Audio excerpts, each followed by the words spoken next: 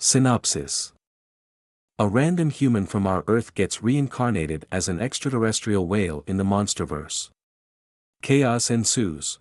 There will be things from DC, Arc, Survival Evolved, Subnautica, Made in Abyss, and others like Toho, etc. Every right goes to its respective owner. 1. A kaiju is born. Deep into the lower crust of a dying and inhospitable red planet, below the biggest volcano in the solar system. Also known as Olympus Mons, precisely in its gargantuan magma chamber covered with a multicolored glowing mix of what looked like moss and mycelium. This alien flora camouflaged the form of a seemingly dead creature comparable in size and shape to that of an adult blue whale. It is in fact alive. It is a newborn calf, the last remaining individual of its species.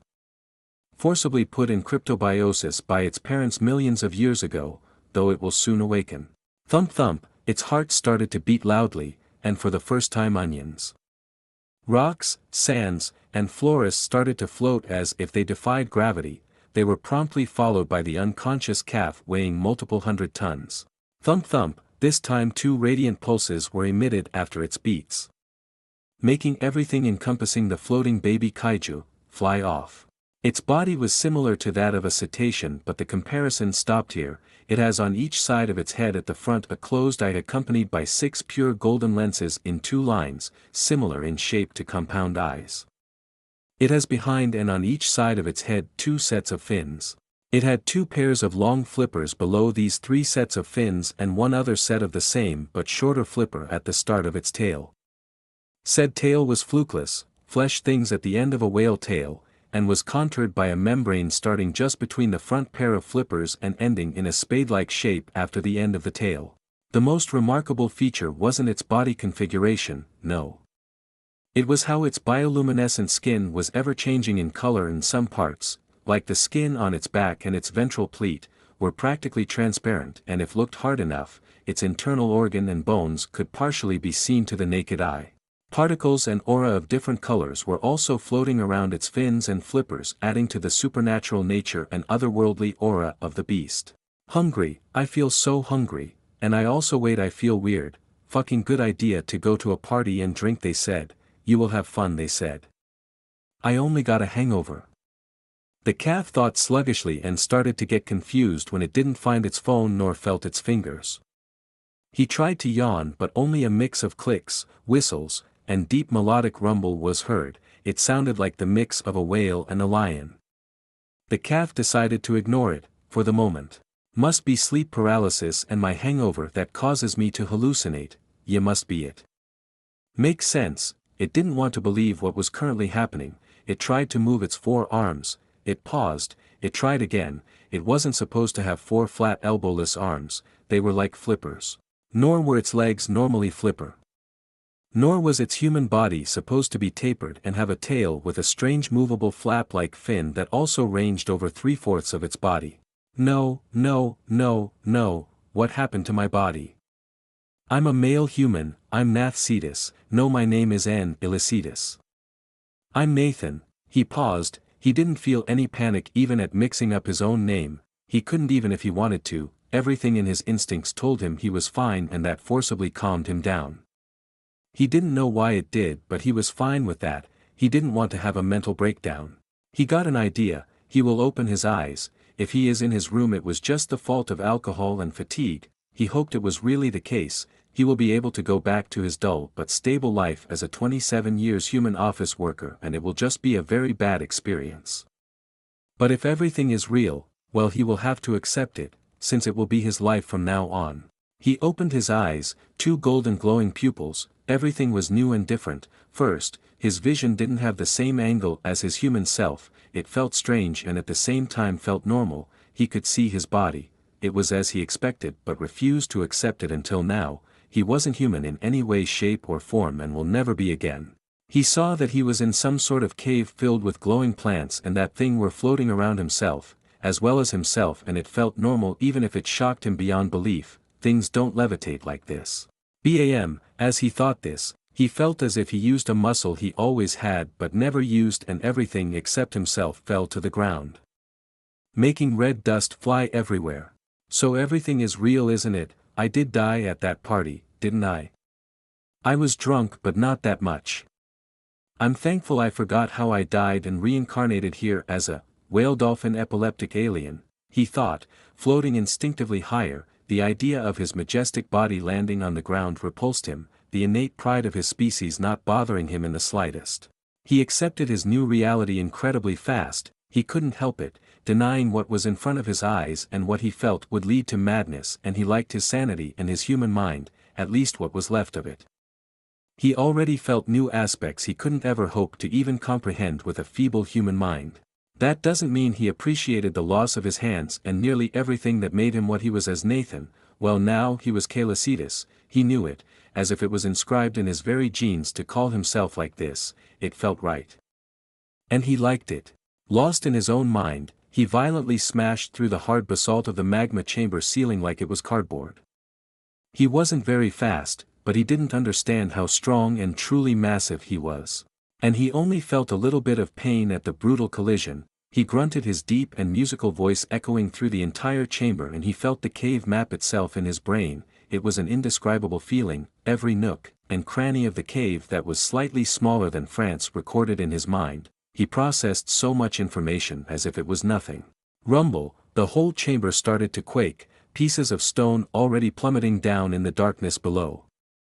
Its structure was fragile, millions of years of vegetation and erosion being the causes, and on top of that, he damaged an important piece of the chamber's structural integrity. It can still hold, but the calf didn't know this.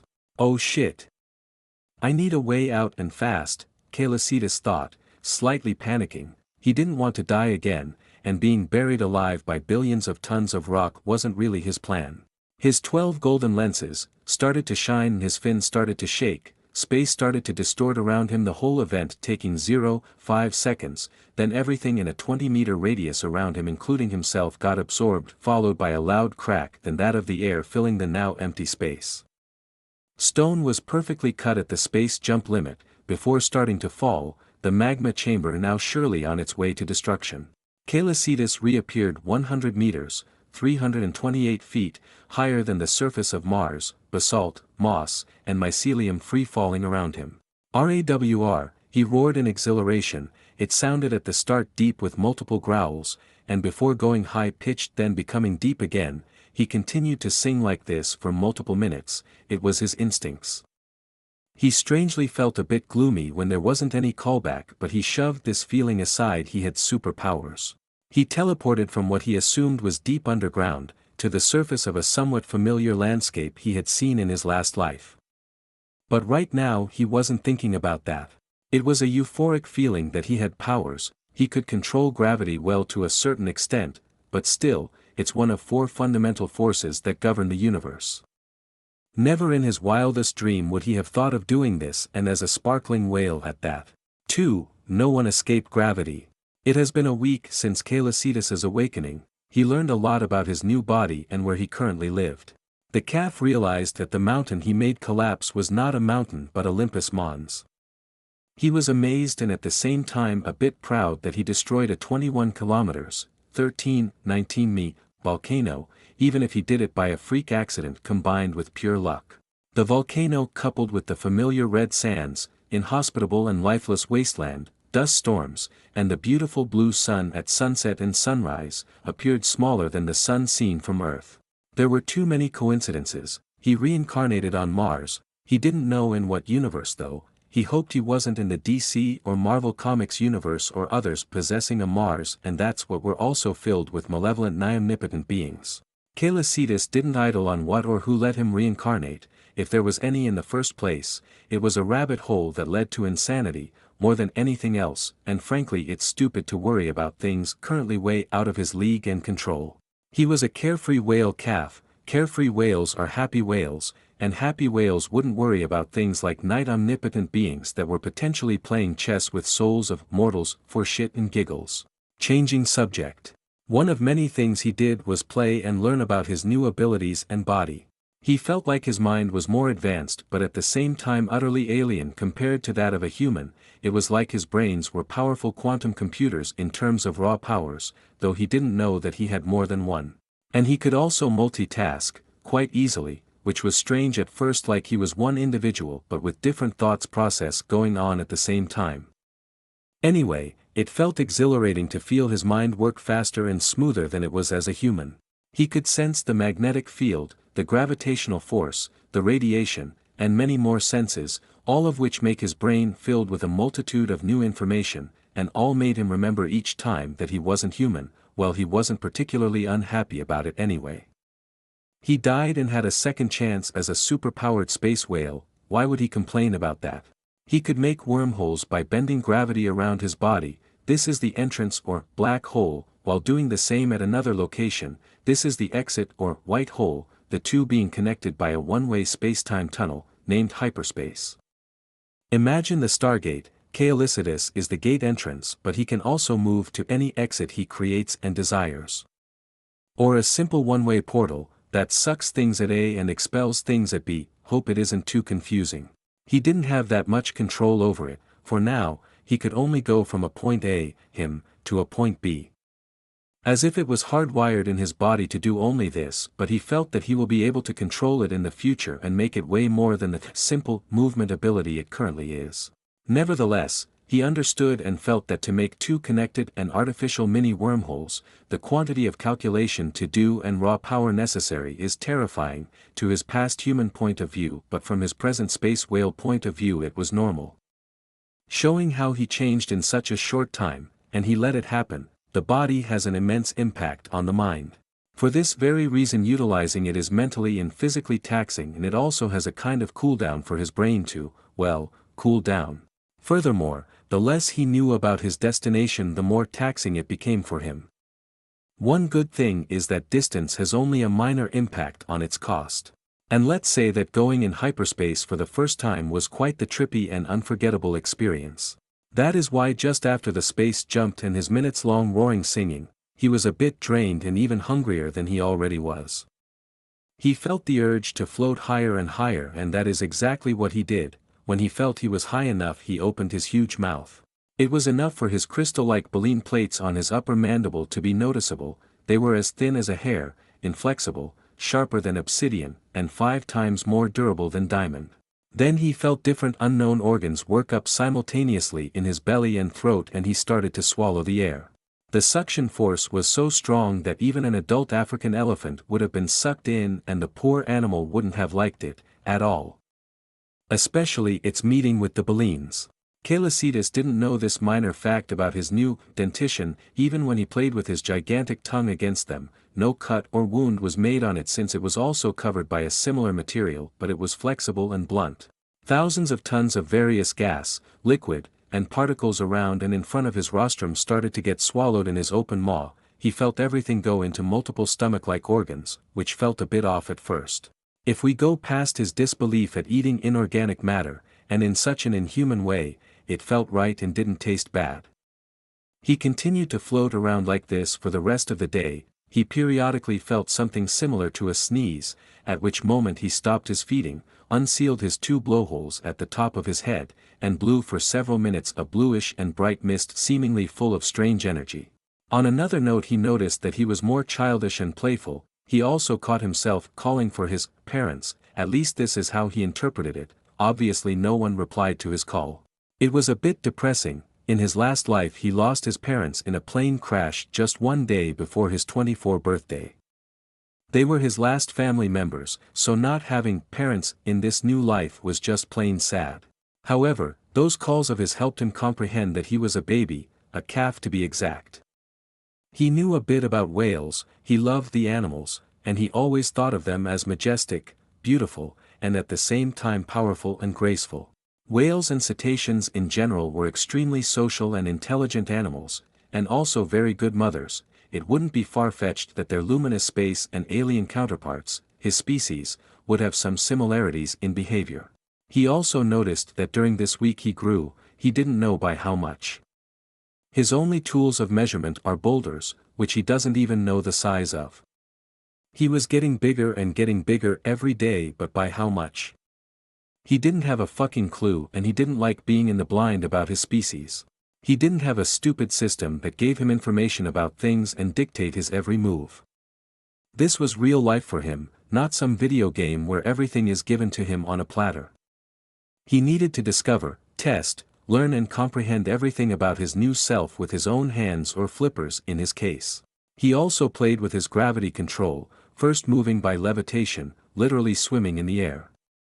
He freaking loved it. He could move however he wanted, direction, altitude, and down and up, all of them being meaningless to him, even if he was a bit slow compared to some bird of his past life.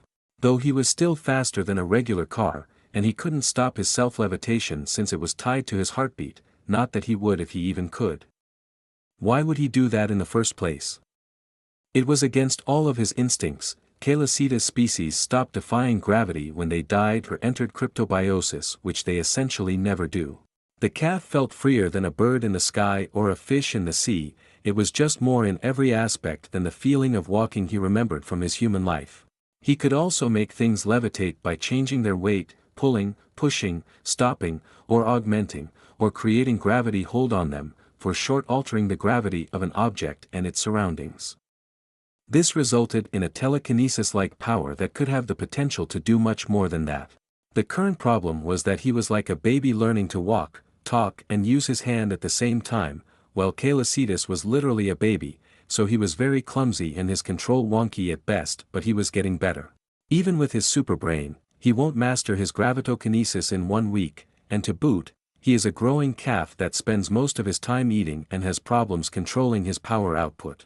When you send a boulder to space or transform it into fine dust when you simply want to make them float just above the ground. You know your control isn't the best. But he still had fun, who wouldn't? He even saw one make a pretty firework in the sky.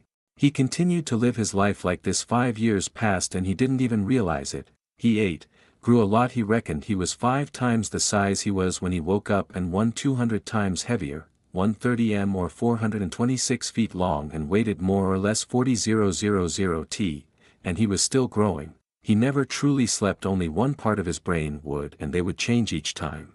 The calf didn't leave Mars. He didn't feel ready for it even now, but soon it will be the case. Not that he will be gone for long.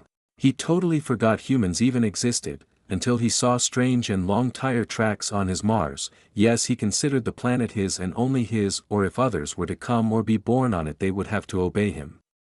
His instinct told him so. Unless they wanted to be sent to another dimension. During the first year, Caelicidas felt Mars's core deeply resonate and connect with him as if he was its lifeline and only hope, which he was. It later developed into a sort of maternal/paternal love, the planet seeing him as its own son, and he was more than happy with that. It immensely helped him cope with his lack of parents and the companionship his instincts yearned for. So when he saw the little rover at the end of the tracks, he was at first infuriated before hushing his instinct to crush the machine. It was just a robot and losing control for that was embarrassing. And he got better ideas for it when he saw the camera on it. He could use it to troll the humans. 3. An unexpected but not unwelcome development. 2010. On Earth, USA, Washington, D.C. In the NASA headquarters. Sounds of keyboards, walking, and computers were accompanied by the silent chatter of NASA's employees. The staff present was highly competent and most of them had decades of experience in their respective fields. These last 5 years were interesting, to say the least. They lost MO, Mars Reconnaissance Orbiter, not even 30 seconds after the artificial satellite orbital insertion on the red planet. It could only take one extremely high-quality photo of a red flaming boulder that was flying at Mach 40 right in its direction. It obviously didn't survive the collision, and just like that $720 million were gone, years of blood, sweat, and tears to go poof. The reaction of the expert was comparable to that of a 13 years gamer's rage quitting and smashing his keyboard on the screen, repeatedly. They were craving to discover what caused the destruction of the biggest volcano known to mankind, but the sudden obliteration of the MRO added to their stress and might have made them snap a bit. 1.5 years ago, a new moon started to form, consequently named Harmonia. At the start they could still glimpse, with the help of powerful telescopes at the covered remnants of Olympus Mons, that it was covered by a strange colorful, and glowing stain that grew each year. That was driving the whole people in the known insane. The last closed-up picture was taken by the MGS, Mars Global Surveyor, on the March 6 of 2006 before the satellite orbit was abruptly altered, causing it to incinerate in the planet's atmosphere. The destruction of MGS was promptly followed by all other man-made satellites around Mars. They crashed on the ground, vaporized in the atmosphere, or were yeeted away from the planet's randomly changing gravitational hold. It was the fault of a certain Titan that was oblivious to all the problems he caused to humans by dabbling with his power and by merely living here. The operator was piloting Spirit, excavating the ground, and doing various tests, for example testing the percentage of gas in the atmosphere which had changed after Olympus Mons collapse. The CO2 quantity had decreased by 75%, the N2 level increased by 3,100%, the O2 level increased by 15,000%, and many more. When they discovered this, they were even more excited and also dissatisfied with the lack of data. They wanted more. And it was a secret tightly kept from the mass, that Mars and its atmosphere were becoming habitable. They didn't know how or why it happened, but greed and the dream of space conquest were already in the hearts of many, a habitable planet free of pollution and just for humans to take and use. Monarch and the one knowing of the monsters slumbering on Earth will add Titanless to this list of advantages. Going back to the operator, he looked bored out of his mind while fidgeting with the rover control. It was routine. He saw a huge shadow on the ground all around Spirit and it stretched for hundreds of meters. He ignored it. Clouds did the same plenty of time, and he assumed it was just a big one. So he just didn't care enough to react. Suddenly the screen became black. He waited half a minute before bringing his face near the screen, with a contemplative frown on his bushy eyebrows. He was going to switch it off to check. However, he jolted back and jumped out of his chair with a girlish yelp as the image appeared, scaring the shit out of him. "Hey, what's wrong, John? I already told you to take a posee." His colleague, a brown-skinned and slim woman, said worriedly and trailed off as her eyes went wide open as she gawked at the feedback of Spirit, while on the floor John's mouth was open wide enough to fit multiple eggs. Others started to come to see what was happening. Most had more or less the same reaction, except for one whose laid-back attitude became serious. It was Dr. Rick Stanton, an old man, with light skin, white hair, and brown eyes, wearing a gray two-piece suit, with a badge indicating his status as a VIP guest. He was here to help on a project between Monarch and NASA. Evidently, it was secret and it was about a new blueprint of an artificial satellite specialty designed for Mars' bizarre gravity. And what all of them were currently beholding was a humanoid statue, on a big plateau full of strange cyan and purple glowing plants, thousands of white and black pyramids with a golden top of practically all sizes accompanied by other rectangular buildings of different colors. The most remarkable characteristic of this strange city was the said statue seemingly made of gold, iron, copper, and a multitude of minerals and other stones like white marble, all beautifully merged together in this shape as if forcibly compressed and put together like this. The sheer size of the thing was making them go insane as it was physically impossible. It was 2 times the height of Burj Khalifa or 15 Godzillas on top of each other. 1656 m or 5433 feet tall. It was wearing a white shindat, with a golden belt around its waist. The body musculature and lack of breasts indicate it was male, while they didn't know alien physiology so they assumed it was gender. The feet of the statue were slightly apart from each other, its arms were horizontally outstretched and the palms of its hands facing the ground. The head looked straight ahead and was similar to that of a blue whale, but it had 6 orbs made that followed its eyes of the same color. It was oddly similar in nature to that of an Egyptian god. It was the biggest T-pose in the universe, not that the scientists and technicians knew since it really became popular as a meme on the internet in 2017. Though it didn't stop them from strangely feeling disrespected and treated as inferior life forms. They were also the factor of incredulity, astonishment, alarm, and stupefaction at, why in the fuck is there a giant statue of an unknown Egyptian god on Mars with a pyramid and all its implications that come with it? Holy fuck. This, Dr. Rick stared at the screen, his mind going into overdrive. He didn't know if it was good news or how potentially they were fucked. The angle of Spirit moved a bit, showing everyone that the rover wasn't on the ground but below a massive gaping hole, a literal abyss, void of any light, the abyss limits being way out of Spirit's camera range. This made the old man remember the hollow earth theory. He shook his head. It wasn't the time for that. They also realized that the statue was in truth upside down with how the sky wasn't supposed to be below it, and multiple isles of varying size and shape were also floating around. Physics wasn't really working as it was supposed to. One scientist fainted, unable to cope with his vision of how reality should work and not liking how it was being utterly violated before his very eyes. It was simply way too much. They didn't wake up today thinking something like this would happen, nor in their life for that matter. The screen went black again and came back just after, this time in front of a golden orb encircled with black. It was an eye staring right into the camera. Nobody dared to touch spirit control. The atmosphere in the room was extremely tense. They all were subjected to a myriad of different emotions, most of them being fear, wonder, astonishment, and curiosity. It was the first alien life form they saw. Even more in Rick's case, he felt that the gargantuan extraterrestrial creature behind the screen knew what the rover could do, and it honestly freaked him out, not even counting that it might be the cause of why gravity acted so strangely, making it even more terrifying.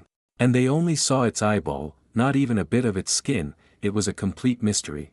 Cold sweat was running behind his back, his heart pounding in his chest, but even in this condition, he called Monarch to headquarters. Whatever this thing was, it wasn't good news. The beast pupil and iris were nearly merged. They were of a shimmering golden and glowing intensely, while the rest of the eyeball was vantablack, making a drastic contrast between the two parts of the eye. It was utterly alien and at the same time beautiful. Particles of lights were also floating around it. It was a fantastical sight. Until the screen did go black for the umpteenth time. And didn't come back. Everyone sighed unconsciously as if a weight was lifted from their shoulders. Now they will talk, and talked a lot. For example, aliens existed and apparently made the pyramids. What is the beast that played with spirit? How was the statue even able to stand? Why did the statue do this strange pose? Is it a form of greeting, goodbye, flirting, or something totally different? So many alternatives. What is their society like? What do they look like? Are they even carbon-based life forms? Why did gravity act this way? Is this perhaps a type of technology? What is the big hole in the ground? So many questions but no answers. They wanted to know, they needed to know. It was a historical event after all, and one of the biggest in mankind's history because it was the first sign of another truly sapient lifeforms, an alien one at that. Calicetus POV. Wonder what humans would do with this, I thought, amused as I turned off the rover with my gravitokinesis and floated it to the feet of the statue. It was very small compared to my eye. It was as if I was looking at an ant. Yeah, I'm really big, I noted. I wonder how a human would be compared to me. At least the rover made me realize that I was in the 21st century, and the absence of big lifeforms except myself on Mars made me cross DC and Marvel from the possibility of universes I'm into. I wasn't too much into all of the comic stuff, so I am not 100% sure. I will need to say hello to humans in a more down-to-earth way soon enough. One-way FaceTime is good and all, but meeting in person is better. In my last life, some were really obsessed with Mars to an unhealthy degree, and most for terrible reasons since they didn't understand anything. One example, colonizing Mars because of the danger of climate change. For Earth to be as worse as Mars, it needs to be basically destroyed or explode. Nonetheless, it was good for technology development, but it really stopped here. Well, it isn't the case in this universe. I know, I caused Mars to change. Life, especially plants and mushrooms, was starting to spread at an incredible pace. It was the same that I saw when I woke up for the first time. Some were already showing physical changes. Some strange and small arthropods looking like the mix of a shrimp and a cuttlefish that I named grape shrimp could also be seen. They flew in huge swarms of millions with the help of gravity currents and a weak self-levitation. It was just one of the many species I saw. They were also quite tasty snacks. I found it relaxing to watch things grow and live. Well, lack of entertainment makes you discover a thing or two about yourself.